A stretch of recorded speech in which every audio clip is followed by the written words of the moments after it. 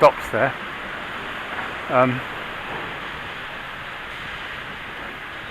The driver is inside wearing high vis. I guess he's as good as properly parked, and I'm not going to pursue that, but me personally, I would have put hazards on, as I would also do if I were this lorry. Hazards cost you nothing, so just engage them. I mean, that would be like, maybe like my defence in a magistrate's court, I suppose. Yeah, I was de facto, no, I was like, according to the absolute rules, it was a traffic offence. However, I had to do it for such and such reasons only temporarily, and I engaged my hazard lights. Well, that's my way code. I'm not sure what a magistrate would say. Magistrates have legal advisors, which is pretty cool. I've been reading on the internet that magistrates don't understand. Some magistrates don't understand traffic offences and they let offenders get away. But when I went to magistrates court, there was a legal advisor, an expert legal advisor, who made sure none of that kind of thing happened. He's got his hazards on. I'll probably do nothing about this then.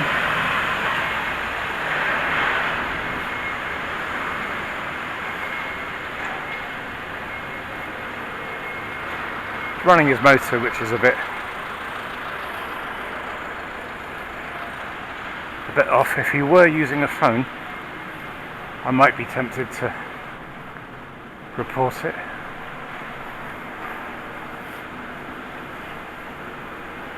Because that's what I'm like. A Cisco company. There's two companies called Cisco. One begins with an S, one begins with a C.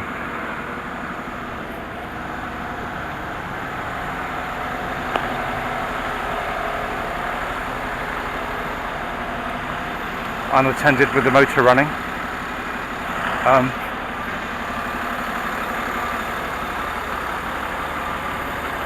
Dear viewer, it's a large vehicle. Can you hear the motor running as I can?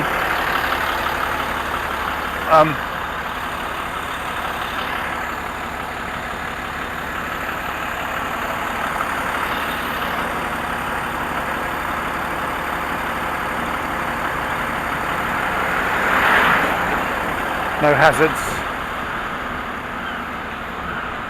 It might be considered minor, but I think it's serious enough for it to be stated in the highway code that you shouldn't do it, for all the obvious reasons. Why would you leave the motor running anyway? It gives you nothing.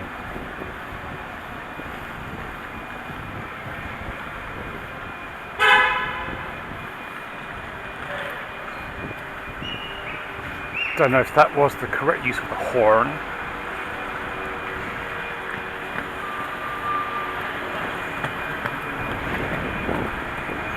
Okay, have to take great care here.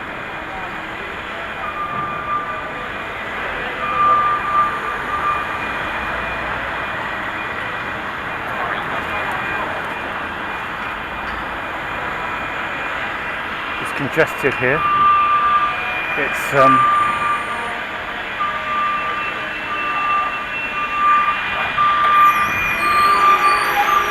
there are banksmen.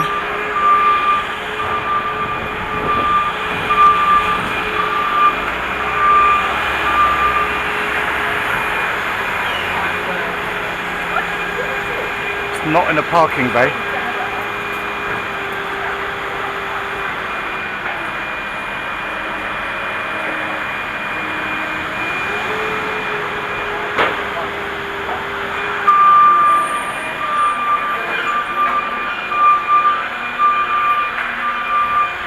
The driver is not the man standing nearby, the driver is sitting in the driver's seat, so yeah, that is actually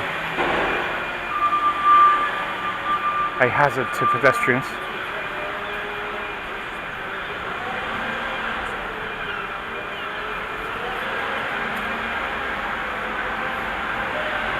Bit of a leg stretch.